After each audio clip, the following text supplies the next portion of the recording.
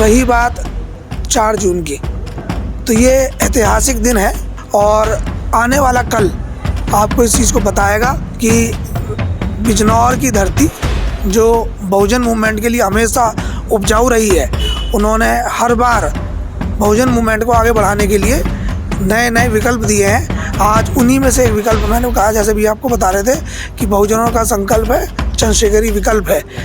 आप देख लीजिए पूरा भाषण उठा के वो कह रहे हैं कि गाय को जो है राष्ट्रीय पशु बनाने की कोई ज़रूरत नहीं है, क्योंकि वो चाहते हैं कि एक दरवाज़ा खुला रहे, उस पर राजनीति होती रहे। जनता का मानना है कि जितने पुराने नेता हैं उन्हें हमने कई बार मौके दे दिए, 1 बार 2 बार, किसी को धामपुर से, किसी को नूरपुर से, किसी को बड़ापुर से, कोई भी व्यक्ति ऐसा नहीं है जिसे मौका ना मिला हो। जो उनका हुनर देखना था पब्लिक को वो देख चुकी, वो थक गई उससे। आप देखिए नीट के क्या हालात है, पेपर लीक, SSC का पेपर लीक, UPSC का पेपर लीक, यानी कुछ भी करा लो, पेपर कोई सा हो वो लीक ही होना है। और जो आज़ाद समाज पार्टी करना चाहती है, जैसे भाई चंद्रशेखर आज़ाद ने कहा कि जिस दिन हम शासन में होंगे हम 1 रुपये में MBBS कराएंगे। देशवार्ता में आपका स्वागत है। मैं हूं अजहान अंसारी। इस वक्त हम मौजूद हैं पश्चिमी उत्तर प्रदेश के ज़िला बिजनौर की विधानसभा धामपुर में। उसी ज़िले में हम मौजूद हैं जहां पर आज़ाद समाज पार्टी की सत्ता परिवर्तन यात्रा 4 जून से शुरू हो रही है। चंद्रशेखर आज़ाद ने एक नारे के साथ बहुजन संकल्प आज़ाद ही विकल्प, उसके साथ 27 की तैयारी का बुगुल बिजनौर से फूकेंगे। इसी मुद्दे पर हमारे साथ बातचीत करने के लिए आज़ाद समाज पार्टी के वरिष्ठ नेता और धामपुर विधानसभा से सांसद प्रतिनिधि विवेक सेन मौजूद हैं, उनसे बातचीत करेंगे। बहुत स्वागत है देशवार्ता में। बहुत बहुत धन्यवाद और आपके सभी दर्शकों को मेरा जय भीम। अच्छा विवेक भाई, सत्ता परिवर्तन यात्रा 4 जून से शुरू हो रही है, क्या कुछ तैयारियां हैं और क्या रोड मैप है, किस मुद्दों को लेकर ये यात्रा है? सबसे पहली बात तो जो नारा है कि बहुजन संकल्प चंद्रशेखरी विकल्प, ये समाज का नारा है, ना कि हमारे चंद्रशेखर भाई का या पार्टी का।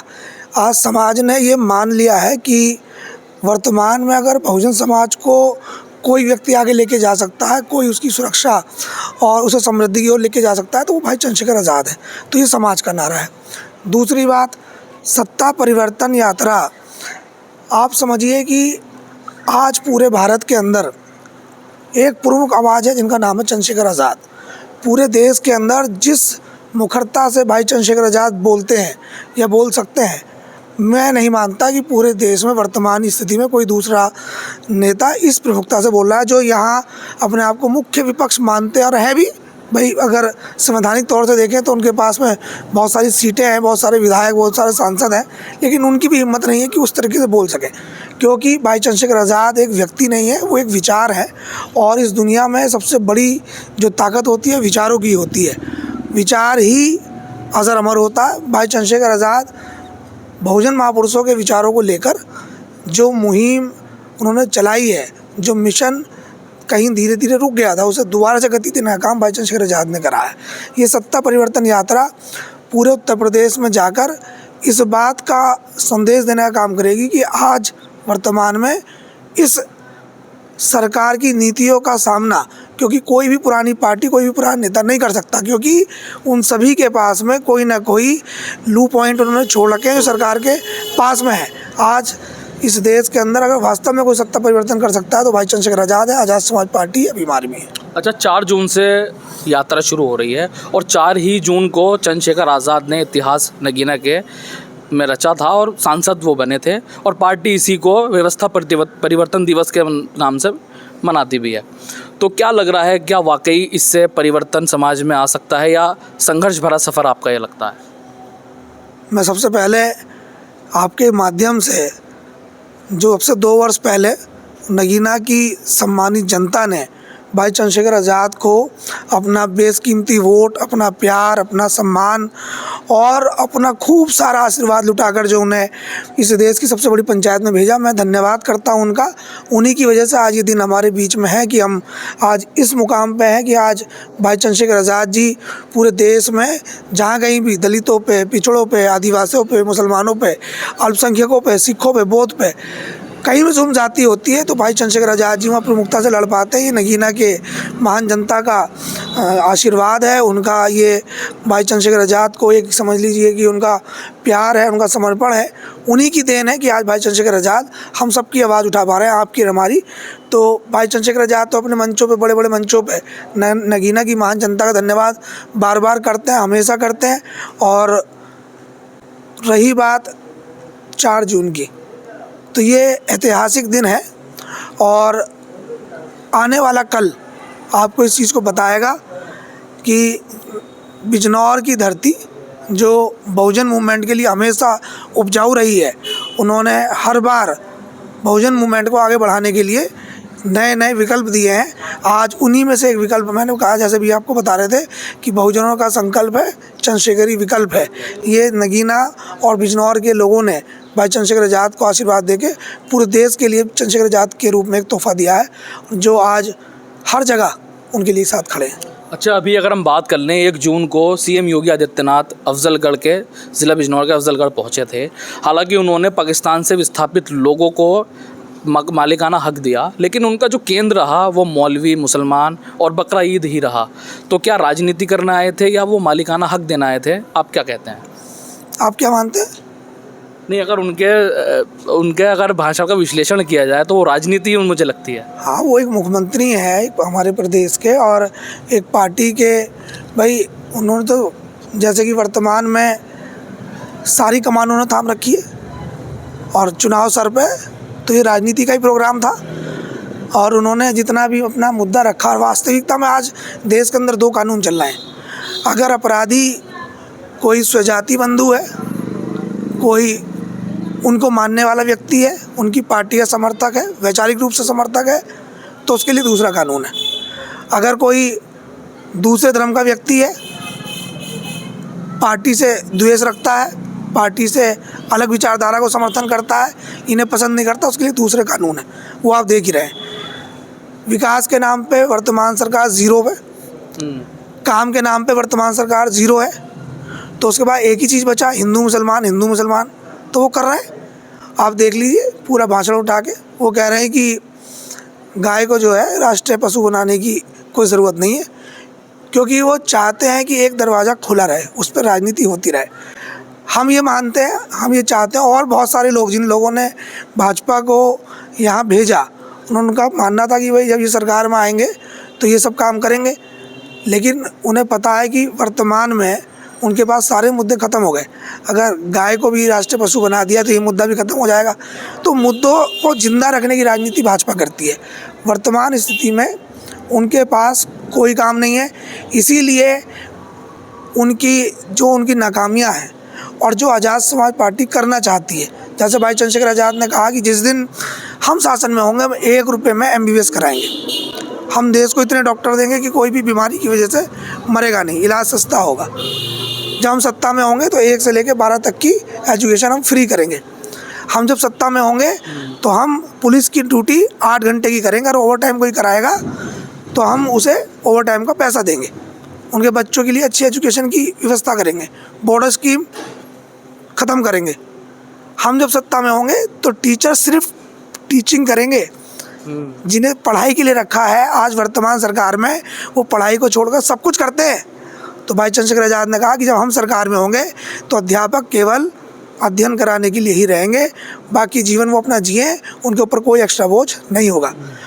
भाई चंद्रशेखर आज़ाद जी ने यह भी कहा है कि जितनी भी ठेकेदारी प्रथा है उन्हें समाप्त करके, लोगों को अनुबंधित करके उन्हें पक्की नौकरी देने का काम हम लोग करेंगे। भाई चंद्रशेखर आज़ाद जी ने कहा कि जब हम सत्ता में होंगे तो इस देश के अंदर कोई भी व्यक्ति जाति, धर्म, मज़हब के आधार पर किसी के साथ भी भेदभाव नहीं कर सकता। भाई चंद्रशेखर आज़ाद जी ने ये बहुत सारे, मतलब इतने सारे हमारे, आपने देखा होगा सोशल मीडिया पे चीज़ें वायरल हुई हैं, तो मैं एक पूरी लिस्ट है आपको दे दूंगा, उसमें पढ़ के आप उसे देख लेना। एक पूरा प्लान है। भाई चंद्रशेखर आज़ाद जी सैद्धांतिक आदमी है, वैचारिक आदमी है और तर्कपूर्ण बात करते हैं, कुतर्क बात नहीं करते। तार्किक बात के आधार पर भाई चंद्रशेखर आज़ाद जी उत्तर प्रदेश को बहुत कुछ देने वाले हैं। उसी सब चीज़ों को लेके हम जनता के बीच में जाएंगे और सत्ता परिवर्तन यात्रा के ज़रिए हम लोगों तक अपनी बात पहुंचाएंगे और लोगों का समर्थन हासिल करेंगे। अच्छा, आपने एक सीएम योगी आदित्यनाथ के दौरे पर एक आवाज़ सोशल मीडिया पर उठाई है। आपने कहा है कि कितने लोग काफिले में पेट्रोल डीजल बचाने के लिए पैदल गए, वो सार्वजनिक करें। अभी कुछ दिन पहले एक खेल चल रहा था, एक नौटंकी चल रही थी कि कोई पैदल जा रहा है, कोई ई रिक्शा से जा रहा है, कोई ट्रेन से जा रहा है, कोई रोडवेज से जा रहा है, कोई घोड़ा बग्गी से जा रहा है। तो क्या वो सिर्फ एक दिन का था? क्या उनके, मैंने उस टाइम भी कहा था कि जिस वाहन से गए क्या आए भी उसी वाहन से? क्या उनके परिवार के लोग, उनके बच्चे भी उसी चीज़ को इस्तेमाल कर रहे हैं? और अब कल आपके सामने था, कल जाना चाहिए था घोड़े बग्गी से, बैल बग्गी से, पैदल, ई रिक्शा से। तो हम मानते ये सब झूठे लोगों की एक फ़ौज है, सिर्फ जनता को गुमराह ये लोग करते हैं। इनके पास कुछ भी नहीं है जनता को देने के लिए। आज आप देखिए नीट के क्या हालात हैं, पेपर लीक, एसएससी का पेपर लीक, यूपीएससी का पेपर लीक, यानी कुछ भी करा लो, पेपर कोई सा हो वो लीक ही होना है। तो जो सरकार इस देश के नौजवान लोगों के भविष्य के साथ इतना बड़ा खिलवाड़ कर रही है, जिससे पेपर नहीं रुक रहा, वो लीक हो रहा है, तो और क्या चीज़ रोक पाएगी आप बताओ? आज पूरे देश के अंदर त्राही त्राही मची हुई है, नौजवान भटक रहा है, परेशान है, बेरोजगारी के तमाम सारे लोगों ने सुसाइड कर ली। आप जानते हैं कि 12th तक की एग्ज़ाम की फ़ीस बच्चे नहीं जमा कर पाते ना, तो डिप्रेशन में चले जाते हैं। माँ बाप डिप्रेशन में चले जाते हैं। जब स्कूल से टीचर से उठा के गया था कि कल आना, जब फीस लेके आना, और एक बच्चा जो अपने घर से दूर हॉस्टल में रह के पढ़ रहा है, जिसके लिए पिता ने अपनी ज़मीन बेच दी, खेती बेच दी, अपना मकान बेच दिया, उसे पैसे दे के पढ़ा रहे हैं, फिर अचानक पता चले कि उसके बाद लास्ट अटैम्प्ट था और वो पेपर देने गया और वो लीक हो गया, और फिर उसने क्या करा, सुसाइड कर लिया। एक माँ बाप के लिए उसकी औलाद ही सारी दौलत होती है। ऐसे तमाम सारे पाप इस भाजपा सरकार को लग चुके। 2027 में सारे पाप इन्हें ले डूबेंगे। तमाम सारी माँओं की आहें, तमाम सारी बहनों की आहें, तमाम सारे पिताओं की बद्दुआ इस सरकार को खा जाएगी। अच्छा, 27 में पार्टी कितनी सीटों पर चुनाव लड़ने वाली है, क्या वो रोड मैप है? मैं धामपुर से माननीय सांसद जी का प्रतिनिधि हूँ, वर्तमान में जिला पंचायत का मेंबर भी हूँ और एक पार्टी का ईमानदार वर्कर भी हूँ। मैं तो जो मेरी पास जानकारी है वो मैं आपको दे सकता हूँ। ये सारी बात कहने के लिए पार्टी के जो बड़े नेता हैं, हमारे प्रदेश अध्यक्ष जी हैं, राष्ट्रीय अध्यक्ष जी हैं, या जो कोर कमेटी है, वही उसके लिए ऑथराइज है। मेरे पास इतनी हैसियत नहीं, बस उसको जवाब दे सकूँ। चलिए बिजनौर की बात करते हैं। आप धामपुर से तैयारी कर रहे हैं, आप चुनावी मैदान में भी हैं, कैसा रेस्पॉन्स मिल रहा है? क्या भरपूर प्यार जनता आपको मिल पा रहा है? जनता का मानना है कि जितने पुराने नेता हैं उन्हें हमने कई बार मौके दे दिए, 1 बार 2 बार, किसी को धामपुर से, किसी को नूरपुर से, किसी को बड़ापुर से। कोई भी व्यक्ति ऐसा नहीं है जिसे मौका ना मिला हो। जो उनका हुनर देखना था पब्लिक को, वो देख चुकी, वो थक गई उससे। पब्लिक नया चेहरा चाहती है और वो ये भी मानती है कि अब उन्हें अपने बीच का आदमी चाहिए, जिसे वो जाके जिस टाइम जाके पकड़ लें, वो उसका नाम भी ले सकते हो। जैसे लोग मुझे विवेक भी कह सकते हैं, जो मुझसे बड़े हैं मुझे अपना बेटा भी कह सकते हैं, बुजुर्ग जो मेरे साथ के हैं मुझे भाई भी कह सकते हैं, दोस्त भी कह सकते हैं, मेरा गट्टा पकड़ के हाथ से काम भी करा सकते हैं। लेकिन दूसरी जगह नहीं करा सकते, वहाँ एक लिमिट है। वहाँ तो उनके बुजुर्गों को भी जाते सोचना पड़ता है, कहीं उनका अपमान ना हो जाए। तो पब्लिक थक गई है, जागरूक है, पब्लिक बदलाव चाहती है और बहुत प्यार मिल रहा है।